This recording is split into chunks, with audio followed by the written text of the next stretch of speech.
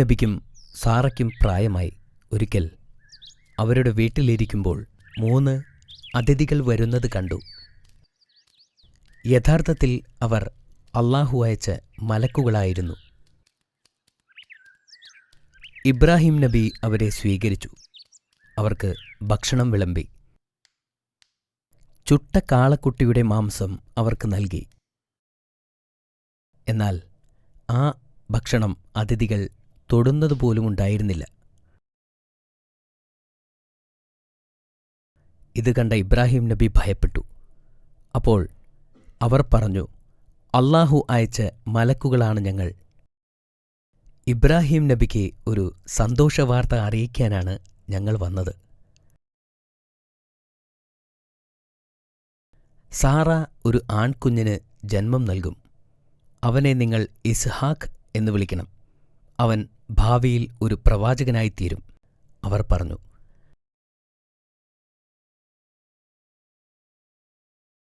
Sara അത്ഭുതപ്പെട്ടു.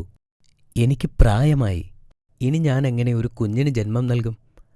അപ്പോൾ മലക്കുകൾ പറഞ്ഞു, അല്ലാഹുവിന് എല്ലാം സാധ്യമാണ്.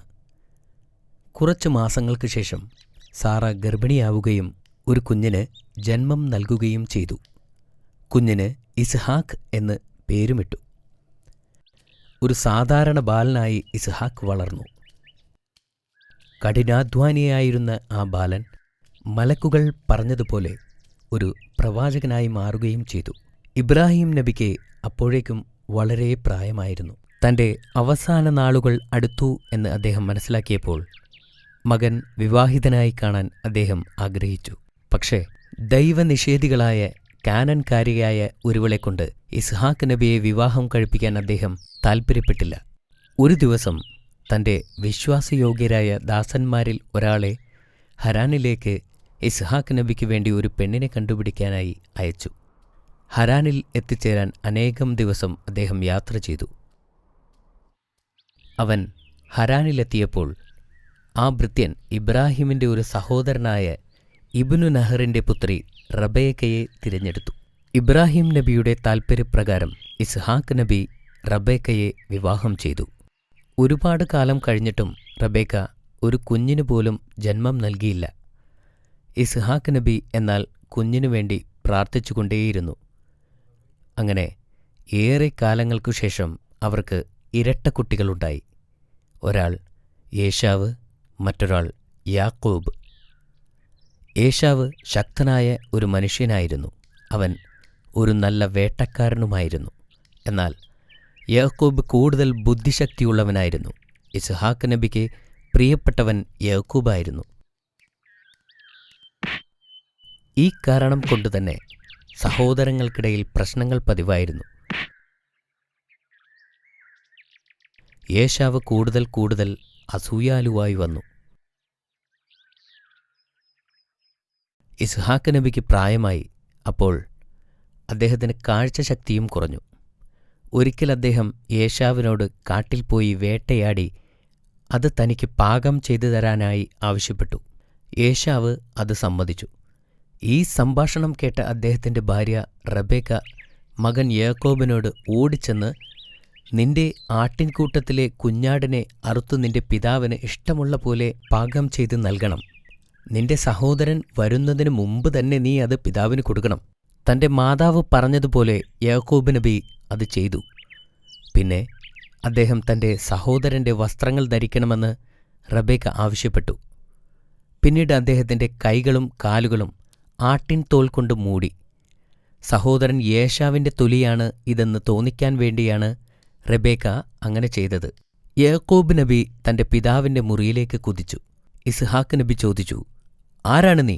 ഞാൻ അങ്ങയുടെ മകനാണ് എന്ന് പരുക്കൻ ശബ്ദത്തിൽ യാക്കോബ് നബി മറുപടി പറഞ്ഞു. ഇസ്ഹാഖ് നബി ഭക്ഷണം കഴിക്കാൻ തുടങ്ങി. ഭക്ഷണം കഴിച്ചതിനു ശേഷം അദ്ദേഹം യാക്കൂബിനെ അനുഗ്രഹിച്ചു. അനുഗ്രഹിച്ചു കഴിഞ്ഞ ഉടൻ യാക്കോബ് നബി മുറിയിൽ നിന്നും പുറത്തു കടന്നു. താൻ വേട്ടയാടി പിടിച്ച മാംസവുമായി ഏശാവ് ഇസ്ഹാഖ് നബിയുടെ അരികിലേക്ക് കടന്നു. അപ്പോൾ അദ്ദേഹം ചോദിച്ചു, എന്താണിത്? അപ്പോൾ ഏശാവ് പറഞ്ഞു, ഇത് ഞാൻ അങ്ങേക്ക് വേണ്ടി കൊണ്ടുവന്ന മാംസമാണ്. ഇസ്ഹാഖ് നബിക്ക് ഒന്നും മനസ്സിലായില്ല. അപ്പോൾ കുറച്ചു മുമ്പ് നീ എനിക്ക് ഭക്ഷണം തന്നില്ലേ? ഞാൻ നിന്നെ അനുഗ്രഹിച്ചതുമാണല്ലോ. ഇല്ല, ഞാനിങ്ങോട്ട് വന്നിട്ടില്ലായിരുന്നു. ഏശാവിന് താൻ തന്റെ സഹോദരനാൽ കബളിപ്പിക്കപ്പെട്ടതായി മനസ്സിലായി. തന്റെ സഹോദരനെ കൊല്ലാനുള്ള ദേഷ്യം ഏശാവിന് വന്നു.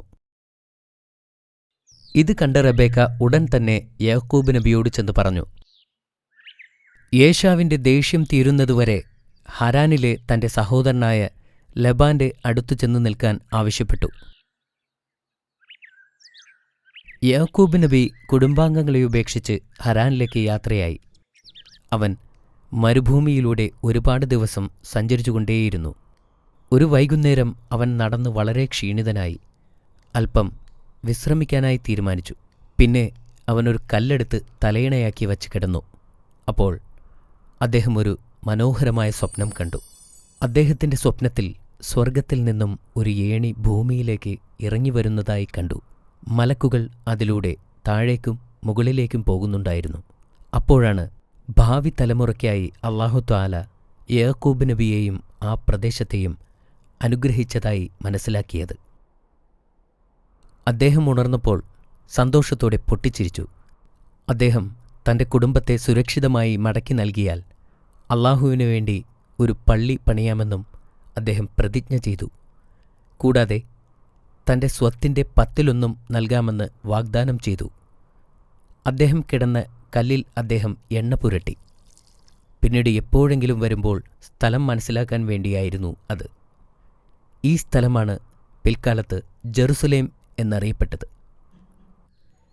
അടുത്ത ദിവസം രാവിലെ യാക്കോബ് നബി ഹരാനിലേക്ക് തിരിച്ചു. അനവധി ദിവസം യാത്ര ചെയ്തതിനു ശേഷം അദ്ദേഹം ഹരാനിലെത്തി. യാക്കോബ് നബി തന്റെ അമ്മാവനായ ലബാനെ കണ്ടു. അവർക്ക് ഇരുവർക്കും വളരെയധികം സന്തോഷമായി. ലബാന് 2 പുത്രിമാരുണ്ടായിരുന്നു, ലേഹയും റാഹേലും. യാക്കൂബ് നബി ലബാനോടൊപ്പം ജോലി ചെയ്തു. ആ ഇടയ്ക്ക് അദ്ദേഹം ലബാന്റെ ഇളയ മകളായ റാഹേലുമായി പ്രണയത്തിലായി. മാസങ്ങൾക്ക് ശേഷം അദ്ദേഹം റാഹേലിനെ കല്യാണം കഴിക്കാൻ ആഗ്രഹമുണ്ടെന്ന് അറിയിച്ചു. 7 വർഷം എനിക്ക് വേണ്ടി പണിയെടുക്കുക, അങ്ങനെയാണെങ്കിൽ നിന്നെ ഞാൻ എൻ്റെ മകളെക്കൊണ്ട് വിവാഹം ചെയ്യിക്കാം, ലബാൻ പറഞ്ഞു. പ്രവാചകൻ അത് അംഗീകരിച്ചു. അദ്ദേഹം കഠിനാധ്വാനം ചെയ്തു. 7-ാം വർഷം അവസാനിച്ചപ്പോൾ അമ്മാവൻ ഒരു വിരുന്നൊരുക്കി വിവാഹത്തിനായി ജനങ്ങളെ വിളിച്ചു. എന്നാൽ റാഹേലിന് പകരം ലേഹയെ അദ്ദേഹം വിവാഹം ചെയ്തു കൊടുത്തു. ലേഹ അത്ര സൗന്ദര്യവതിയായിരുന്നില്ല. എന്നാൽ ഈ ചതി യാക്കൂബ് നബി മനസ്സിലാക്കിയത് അടുത്ത ദിവസം രാവിലെയാണ്. നിങ്ങളെന്നെ ചതിച്ചു. ഞാൻ വിവാഹം കഴിക്കാനായി ആവശ്യപ്പെട്ടത് റാഹേലിനെയും എനിക്ക് തന്നത് ലേഹയെയുമാണ്, യാക്കൂബ് നബി ലബാനോട് പറഞ്ഞു. ഞങ്ങളുടെ വിശ്വാസപ്രകാരം മൂത്ത കുട്ടി നിൽക്കുമ്പോൾ ഒരിക്കലും ഇളയ പെൺകുട്ടിയെ വിവാഹം കഴിച്ചയക്കാൻ പാടില്ല. എങ്കിലും നിനക്ക് റാഹേലിനെ അത്രയ്ക്കിഷ്ടമാണെങ്കിൽ അടുത്ത 7 വർഷം കൂടി എനിക്ക് വേണ്ടി ജോലി ചെയ്യുക. എങ്കിൽ റാഹേലിനെ ഞാൻ നിനക്ക് തരാം, ലബാൻ യാക്കൂബ് നബിയോട് പറഞ്ഞു. യാക്കൂബ് നബി വീണ്ടും 7 വർഷത്തോളം കഠിനാധ്വാനം ചെയ്തു. റാഹേലിനെ വിവാഹം കഴിച്ചു. ലബാൻ തന്റെ പുത്രിമാർക്ക് ഓരോ ദാസിമാരെ വീതം നൽകി. ലേഹയുടെ ദാസി സിൽപ്പ എന്നും റാഹേലിന്റെ ദാസി ബിൽഹ എന്നും വിളിക്കപ്പെട്ടു. അതിനുശേഷം ബാക്കിയുള്ള കഥ നമുക്ക് നാളെ പറയാമല്ലേ? ഓ നോ, ഇപ്പോൾ തന്നെ പറയൂ പ്ലീസ് പ്ലീസ് പ്ലീസ്. മോനെ, ഇപ്പോൾ ഉറങ്ങാനുള്ള സമയമാണ്. ഇപ്പോൾ ഞാൻ നിന്നോട് കുറച്ച് ചോദ്യങ്ങൾ ചോദിക്കാം. കഥയുടെ ബാക്കി നമുക്ക് നാളെ പറയാം. ശരി ബാബ. നീ തയ്യാറാണോ അമീർ? യെസ്. എന്തിനാണ് 3 മലക്കുകൾ ഇബ്രാഹിം നബിയുടെ വീട്ടിലെത്തിയതെന്ന് നിനക്കറിയാമോ? നബിക്ക് മകൻ ജനിക്കുമെന്നുള്ള വാർത്ത അറിയിക്കാനാണ്. മാഷാ അല്ലാ, ശരിയുത്തരമാണല്ലോ. ഇസ്ഹാഖ് നബിയുടെ ഭാര്യയുടെ പേരെന്താണെന്ന് നിനക്കറിയാമോ അമീർ? എനിക്കറിയാം, റബൈക്ക എന്നല്ലേ? Yes, very good. ഇസ്ഹാക്ക് നബിയുടെ മക്കളുടെ പേരെന്തൊക്കെയായിരുന്നു? ഒരാൾ യേശാവ്, പിന്നെ യാക്കൂബ്. അതെ, അതും ശരിയാണ്. യേശാവ് എന്തുകൊണ്ടാണ് യാക്കോബ് നബിയെ വെറുത്തത്? അത് യേശാവിന് യാക്കൂബ് നബിയെ ഇഷ്ടമല്ലായിരുന്നു. കാരണം അവരുടെ പിതാവിന് യാക്കൂബ് നബിയെ ആയിരുന്നു കൂടുതൽ ഇഷ്ടം. അതും ശരിയാണ്. യാക്കോബ് നബിയുടെ അമ്മാവന്റെ പേരെന്തായിരുന്നു? അത് ലബാൻ എന്നാണ്. That's correct again. ലബാനു വേണ്ടി എത്ര വർഷം നബി ജോലി ചെയ്തു? ആദ്യം 7 വർഷം ജോലി ചെയ്തു, പിന്നെ വീണ്ടും 7 വർഷം ജോലി ചെയ്തു. അങ്ങനെ അദ്ദേഹം 14 വർഷം ലബാനു വേണ്ടി ജോലി ചെയ്തിരുന്നു. ലബാന്റെ മക്കളുടെ പേര് എന്തൊക്കെയായിരുന്നു? ലേഹയും റാഹേലുമായിരുന്നു. മാഷാ അല്ലാ, നീ എല്ലാം ശരി ഉത്തരമായി തന്നെ പറഞ്ഞു. ഇന്നത്തേക്ക് ഇത്രയും മതി. നാളെ ഞാൻ മറ്റൊരു നബിയുടെ കഥ പറഞ്ഞു തരാം. മസ്സലാമ.